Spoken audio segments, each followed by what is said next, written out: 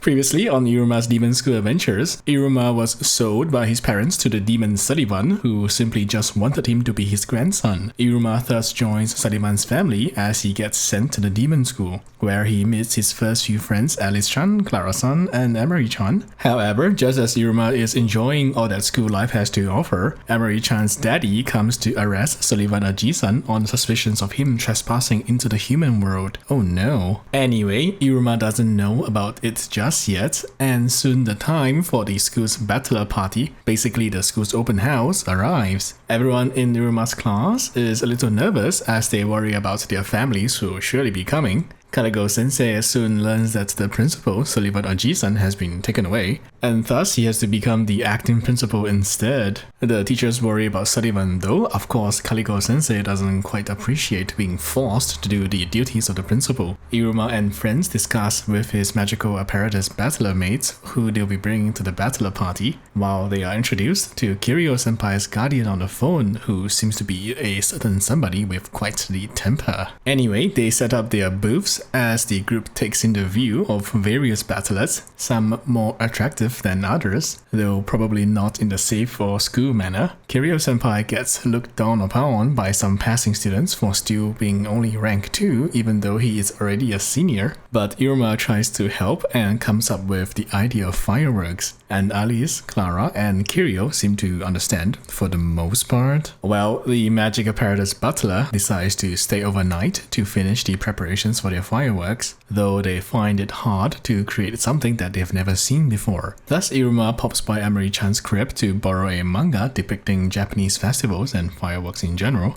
Amari initially says no, but upon learning that Iruma was trying to make fireworks, Amari-chan's attitude changes and she changes her mind, allowing Iruma to take the manga. With the help of the manga reference, they experience a little less explosions, and soon they have a working prototype within the first night. They prepare to rest, but Clara being Clara, her hyperactiveness spreads to her friends, and they have a pillow fight. With Clara providing unlimited ammunition, Iruma and Kirio and Alice soon launch a massive pillow barrage at each other, though they soon tire themselves out. However, later on we see Kirio Senpai making a call with his guardian, who's apparently revealed to be the one who got Sullivan Oji-san arrested, and that he wants to use this chance to completely destroy Babylon's academy. Oh dear. In any case, the bachelor party soon begins as Iruma and friends are introduced to the various rewards that are available in this bachelor party, with the first reward being a promotion of 2 levels. Everyone is fired up as they all try their best, while Alice-chan and Clara has finished setting up their bachelor's fireworks in the meantime, though Kirio Senpai seems to be missing. We later see him accessing a secret passage into a secret room, as we learn that he and his guardian are planning to strike at the closing moments of the bachelor party's eve, where most of the students are gathered. We see a nefarious device waiting to be activated, and as Kirio Senpai starts chanting to himself, Iruma-Kun suddenly appears behind him. Kirio Senpai decides to show Iruma around this room and tells him that this was a place where the old magic apparatus butler's creations were stored in.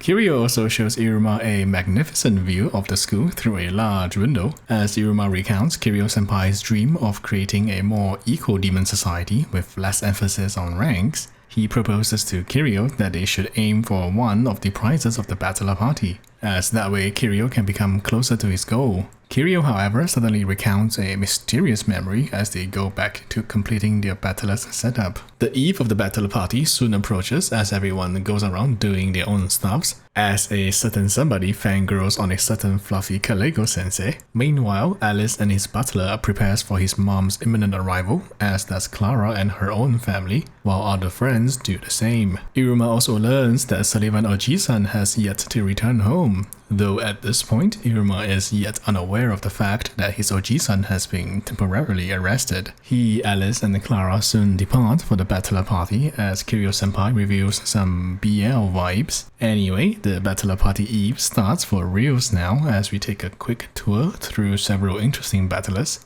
Iruma soon demolishes a yakisoba battler and also learns that Sabnok-kun is doing a drama on the Demon Lord. The rest of the abnormal class soon pops by as they devour a tempura fish of sorts, and also something about a virtual game allowing one to go on virtual adventures, such as becoming a virtual idol of sorts. Anyway, Iruma and the magic apparatus butler realize that their competition is stiff, and thus they must choose the best moment to unleash their fireworks, and that will be at the eve of the party, where everyone will be gathered in the square. Clara accidentally lights the fuse for the fireworks, but the firework doesn't fire, and the trio realize that the fireworks cannonball isn't actually in the barrel. Soon we see the cannonball in question with our Kirio Senpai. Strange. Anyway, back in the investigations, it seems that the demon Bao was the one who revealed Sullivan's escapades in the human world to Emery's father, thereby causing the investigation. Iruma and friends try to find the missing Kirio Senpai, but to no avail. As evening approaches, we see Kirio Senpai finally unleashing his powers as he encases the entire school in a barrier. Everyone seems to be doing fine for the most part, but they soon learn that the school has been separated into different segments by the barrier to form a maze. Caligo Sensei forces his way through the barriers and decides to make a public announcement, making a lie that this was an official maze prepared by the school, telling the students to try finding their way out. The teachers begin their investigations, and Caligo's party visits the document storage to find out more about demons with barrier capabilities. However, in leading the students out of the maze, they inadvertently all gather in the square, just as Kirio Senpai wanted and planned to. The student council also gathers to assist the teachers as they realize that communications with the outside has also been cut off. Kirio prepares to start his nefarious plan, and it turns out that he intends to blow all the students along with the school using the school destroyer that he's made. However, Iruma at this point makes his way up to where Kirio's location is, as we see that Iruma and friends have already figured out that Kirio Senpai was the one who made these barriers. The trio brings up a map as they try to figure out a way to Kirio Senpai. Clara unleashes her paper doll army along with Alice, who turns them into scouts that can relay information on where the barriers are. Iruma thus sets off with this information, allowing him to navigate the maze with ease. At the same time, Caligo Sensei has also identified Kirio Senpai as the most likely suspect and orders that he be found. Meanwhile, the teachers and student council make sure that the students are all occupied and no one is panicking. On the other hand, Sabnok-kun is still stuck holding the booth in place as the rest of the school prepares to strike the bell, commencing the start of the festival. Iruma-kun reaches Kirio Senpai and discovers his new look along with his tool of mass destruction, and also learns that he really intends to blow up the school with the fireworks cannonball they've made. Iruma is shocked as Kirio Senpai explains his reasoning behind his actions. Apparently, his low magical powers brought great shame to his family when he was young, and he was ostracized by everyone in his family for his lack of magical powers. He was then sent to a correctional school where he continued to get bullied by his peers, though there was one girl who treated him like a normal demon instead of bullying him, making them fast friends. However, the two of them soon both get bullied. One of their schoolmates throws an important possession of hers into the river, and Kirio Senpai was unable to prevent that from happening, and as a result, the girl was devastated and never appeared in the school after that. Kirio Senpai though discovered that he actually enjoys seeing people's despair and disappointment and gets turned on by such expressions. This is not a BL anime, by the way. We soon see more of Kirio Senpai's totally not BL face as we see the scene where Kirio met Bao for the first time a few years ago. Bao tells him that the current demon world needs more violence and chaos in order for the underworld to be returned to how it once was in ancient times. In order to do that, they must destroy the hierarchy of the demons, and Babylis is the best place to do so as it basically represents hierarchy as a whole. Kirio continues to intimidate Iruma with his words as he hopes to see Iruma's expressions of disappointment and despair, although Iruma's expression and reactions were a little different from what he imagined, as he doesn't realize that Iruma is a person who has been living with despair for a long time.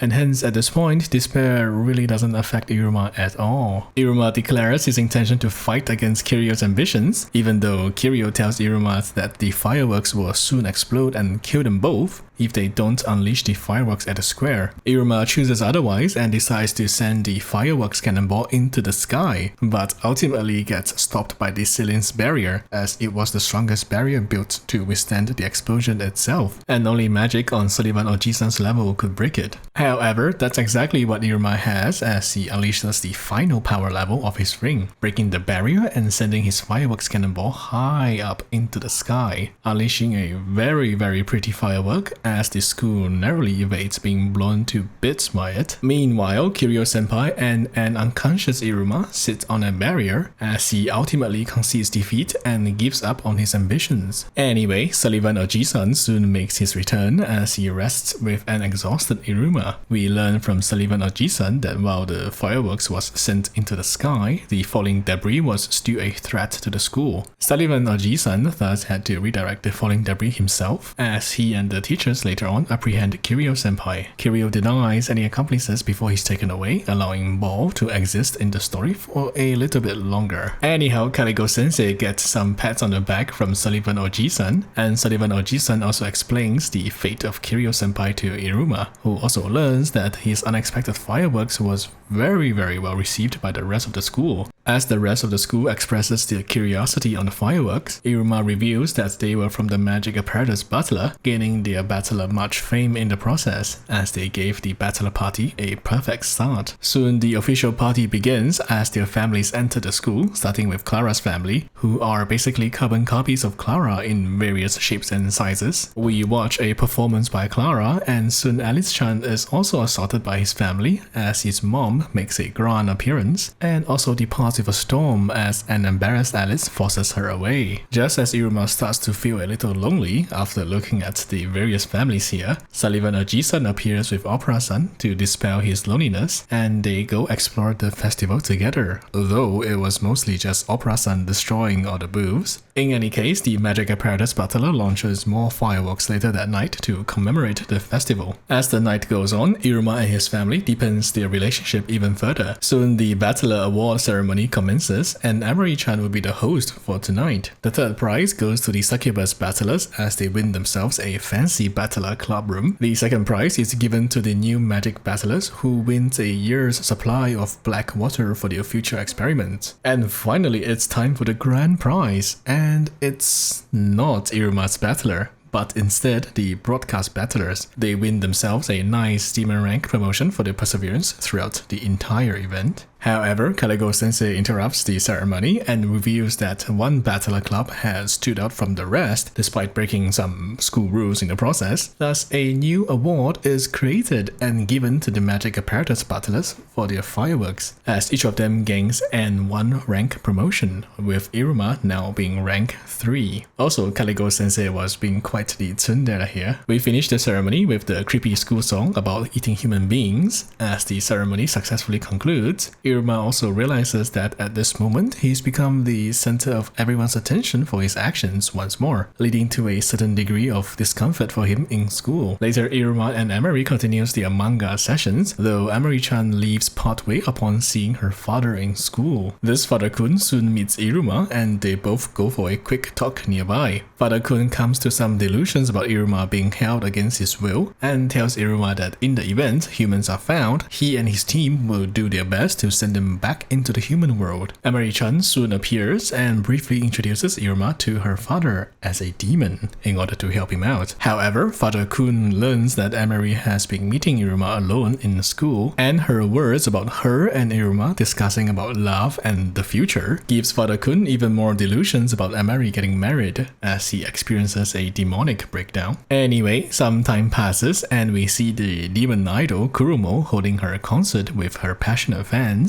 Meanwhile, Clara and Alice have been spreading Iruma's greatness around the school. They also learn of Kurumo's and the demon idol's existence in general, and also something about a demon's evil cycle, where they tend to veer towards evil a bit more, and entertainment such as demon idols are needed to take that tendency away. They learn of Kuromo's upcoming 24-hour concert, and soon Iruma is summoned to the broadcasting room. Kuromo, on the other hand, seems to be just done with one of her promotional videos. She rests in her waiting room, and we soon see that Kuromo was actually a classmate of ours in the abnormal class, Krokel Kerori. She's actually quite embarrassed about her status as a demon idol and all the cuteness that come with it, although I must say she is a little bit of a narcissist deep inside. We soon see a flashback of Kuromo's past as she consistently underperforms in magic in comparison to her siblings. And her cuteness is so powerful that everyone always treats her nicely no matter what she does. However, she is quite upset that Iruma-Kun has been constantly stealing her headlines in the newspapers ever since he enrolled. In any case, her concert starts, and soon she realizes that Iruma was also present amongst the audience. Turns out, earlier on, the trio managed to get some free tickets from the broadcasting battler as presents for their fireworks. Somehow, he manages to get a close-up fan meet and greet with his ticket,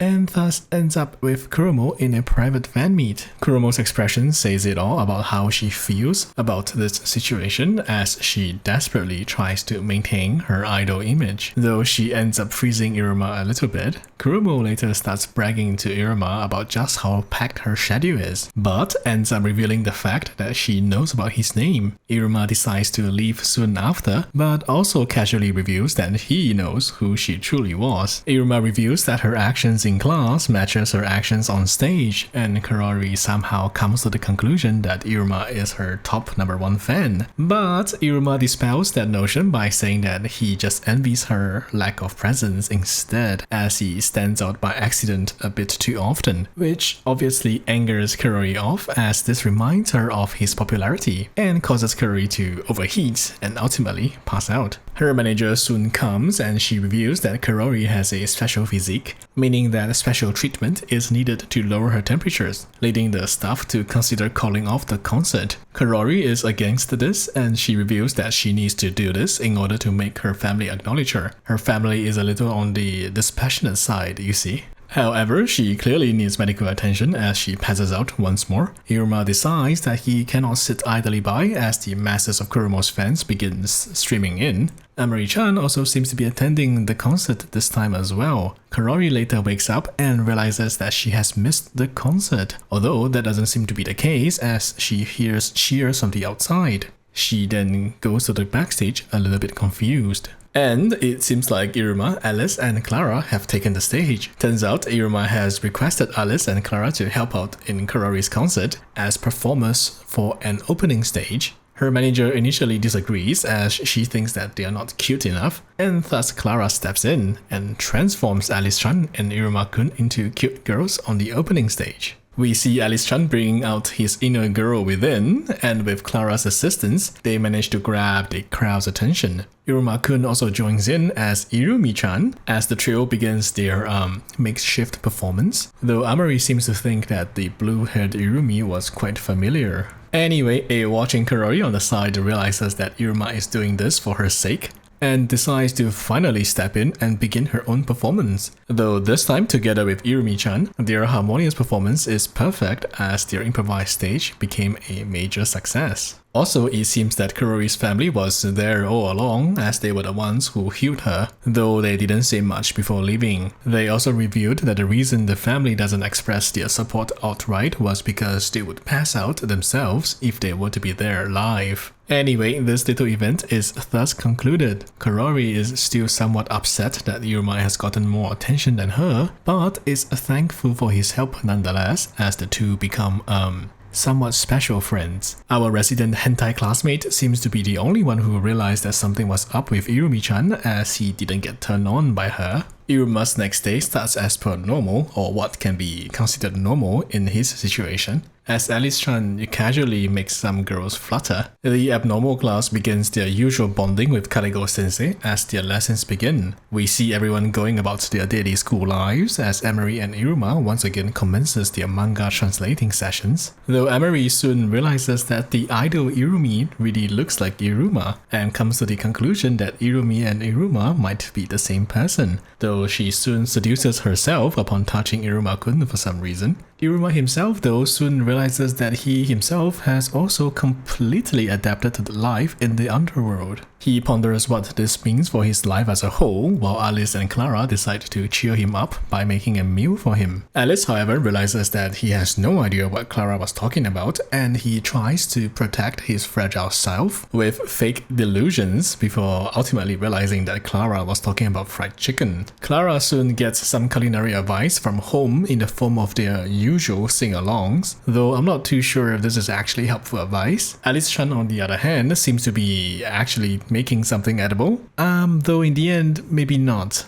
Regardless, Iruma is touched by their efforts and praises both of their food. Anyway, we soon approach the end of this part of Iruma's demon school life. I do encourage you to watch the show proper, as it is actually quite a good light-hearted show. If you enjoyed the recap series, please do consider dropping a like or a sub. And with that, take care and goodbye.